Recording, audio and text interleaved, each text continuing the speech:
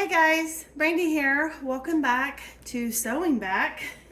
We are at the stove because we are going to make some elderberry syrup, and I'm also going to show you how to make an elderberry tincture today. These are very easy to make. If you have a source of fresh elderberries, you can use fresh elderberries to make your syrup. But if you're going to make a tincture, you have to dry your berries. You can't use a fresh berry in the tincture. And if you do not have a fresh source of elderberries, you can purchase these online. I know Azure Standard sells them. You can get them off of Amazon. Mountain Rose has them, and I'm sure lots of other places that you can get dried elderberries. I have some of both. These are actually from my fresh. I have washed these. A lot of these were actually freshly picked today as they are ripening. There are still a few little bit of the stems. I don't know if you can see on my finger. They may have a little purpley hue. I got some up here when I was picking them off of the tree. It will kind of stain. It's a messy process. But what I've done is I've cleaned them and strained them a couple times, and then I've just tried to get the stems, as much of the stems off as I possibly could without destroying the berries. And this is going to get strained. So if you have a few of those little branchy parts at the very end of the clusters, don't sweat it, because you'll strain this and they will not be in your finished product. Okay, so I am making a decent sized batch. I have a decent sized family, and one of my favorite uses for my elderberry syrup is to make elderberry tea. And what I do is I take a tablespoon. Once you're used to having elderberry in your life, then you might want to do 2 tablespoons to a cup of hot water, and it makes a delicious tea. And if you're really feeling under the weather, you make the tea and then you put a shot of the elderberry tincture, which has some alcohol in it, and it really seems to do the trick. Okay, so for all the nasties that come around now that we're now in fall and headed, from fall to winter. Okay guys, so for the recipe, you're going to need 1 1/2 cup of dried elderberries, 6 cups of water, 2 cinnamon sticks or 2 teaspoons of dried cinnamon, 2 teaspoons of dried cloves, or you can use 8 to 10 whole cloves, 2 tablespoons of fresh ginger or 2 teaspoons of dried ginger. Just depending on how much ginger, you can kind of play around with that. And then you're going to add, once it's cooled and strained, you will add 2 cups of raw honey to finish off your elderberry syrup. I used fresh berries, and because of that, I used closer to 2 cups of berries. I will link these recipes down in the description, so you can head down there to get those. Alright guys, so this has simmered for the last hour, and I just moved it back up front. It was on that back eye, but I'm just going to let this now come down to room temperature, and then we'll strain it. And once we strain it, we'll mix it with our 2 cups of honey, and then we're going to put it in our mason jar and get it in our refrigerator. And that is all you do for the elderberry syrup. Okay guys, so we're over here at the counter. I put this towel here because I was hoping you could see my counters are dark, and dried elderberries, as you can see, they're very dark. They almost look black. So what you're wanting to do, I've already got a couple elderberries in here. This is a clean mason jar. You can use, this is a regular mouth, you can use a wide mouth, it doesn't matter. And this is a pint size jar. So what I'm going to want to do is on this, it has its measurements. I want to come halfway to that 200, because this is going to have 400, I think that's milliliters. Yeah, milliliters. So it has 400 in the jar, but I want to get up to that 200, the halfway point. So I have this little funnel thing here. You don't have to have one of these, but it makes it helpful. These are my dried elderberries that I did in my food dehydrator. And I think that when you dry them, I don't know why, but I feel like they smell a little bit like licorice. Let's see. We're almost there. So I'm gonna get I'm gonna pull a few more out.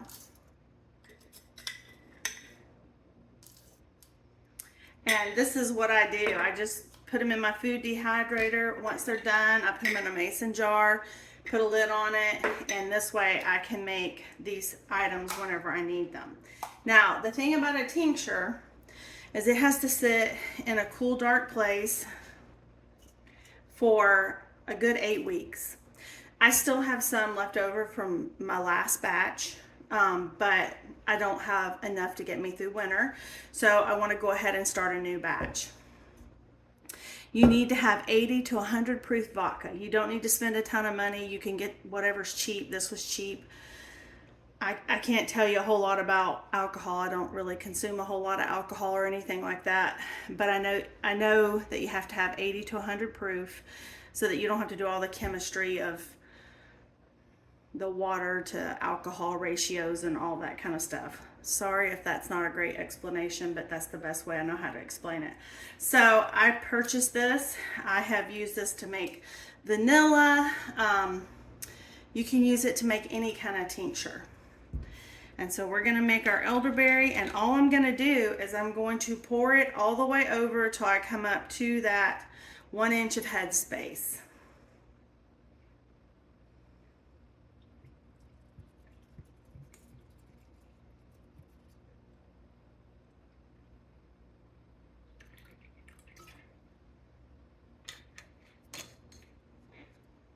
I'm going to put a lid on it. So I'm going to put one of these plastic lids on it. You could put, if you have a band and a ring, you can put that on it. You may want to put a little piece of wax paper. I'm not real sure how that alcohol, if it'll have a reaction with the lid or the band, or if that could cause rusting. I don't know. I just always use my little plastic lids. Looks like this. Some people will tell you to shake it. I pretty much leave it alone. So this is elderberry.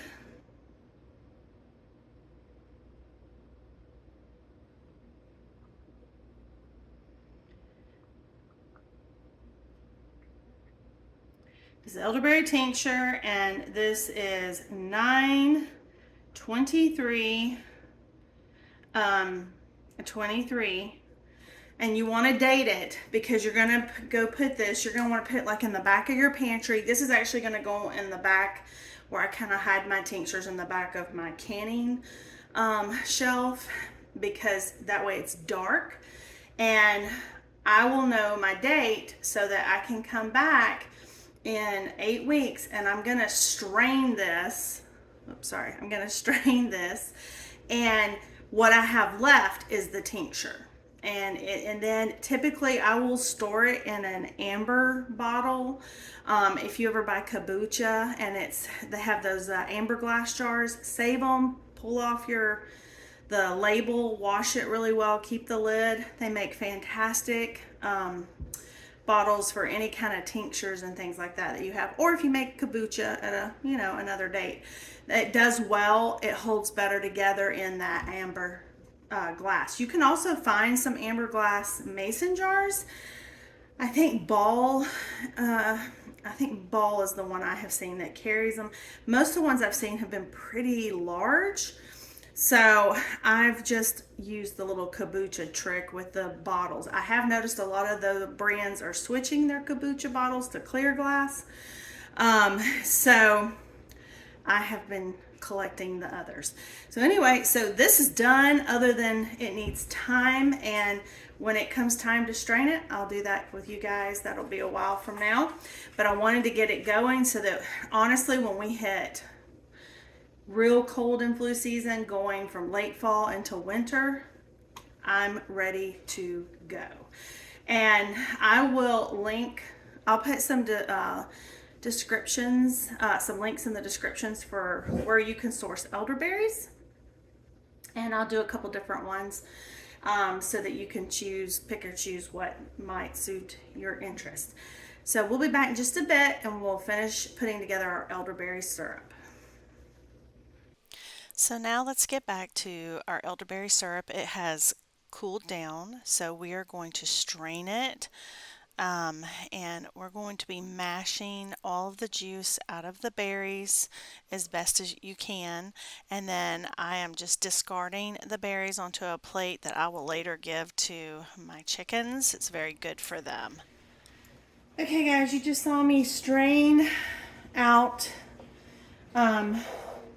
all the juice from the elderberry concoction. I have my cinnamon sticks.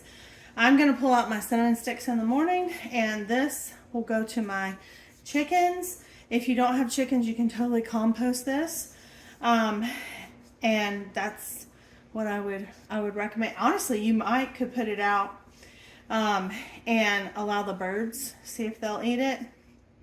I don't know for sure if they will. I know my chickens will eat it. So anyway, so this isn't going to waste. I have mashed all of the juice. It's infused all of the juice into the liquid here and the spice. And so now we're going to add our honey. This is raw honey, and this is a wildflower. And you need 2 cups. And I'm just gonna kind of eyeball it.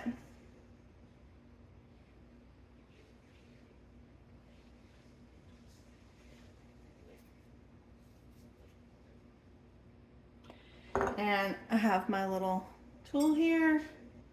I'm just trying to get this incorporated. This is totally cooled down because I didn't want mine cooked. My honey, that is, cooked.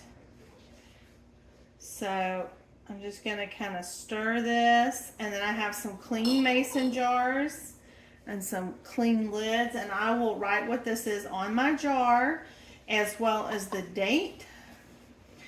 And most people will tell you that elderberry syrup in the refrigerator will last, I've seen 2 to 3 months. I've made it and we've had it like more than that. So not much more than that because we use it and there's enough of it. I've just made big enough batches before that it probably went closer to like the 4-month mark. So just FYI. But to be quite honest, if it didn't have mold and it didn't have a funky odor and it had been in my refrigerator, we would probably still use it. Just telling the truth. This is all healthy, good ingredients. So I wouldn't question it. I think that's probably pretty good. And I don't know if that was exactly 2 cups. Honestly, I feel like the honey, you can kind of do it for taste. So if you want less or more. I just think it's important if you're using raw honey not to heat it up, because that kills off a lot of the good bacteria. All right, so this is my little spoon. I'm gonna do my little taste test. I have a son already asking me for some of this. Perfect. Oh, that's good. It's so good. It makes the best. He wants me to make him some hot tea, so I've got to finish this up and do that. And so all I have to do now is just get this in the jars, label it, and we're going to put it in the fridge. So that's how easy it is to make elderberry syrup from scratch. So I've got it jarred up. I got 1 full quart jar plus half of another. So I could have probably put this in a pint, but I had 2 of these clean. And that is my elderberry syrup. I'm going to label it, date it, put it in my fridge after I make my one boy some elderberry tea. To make tea, I put 1 tablespoon to start out with to a cup of hot water. And I usually will add a chamomile tea bag for in the evening.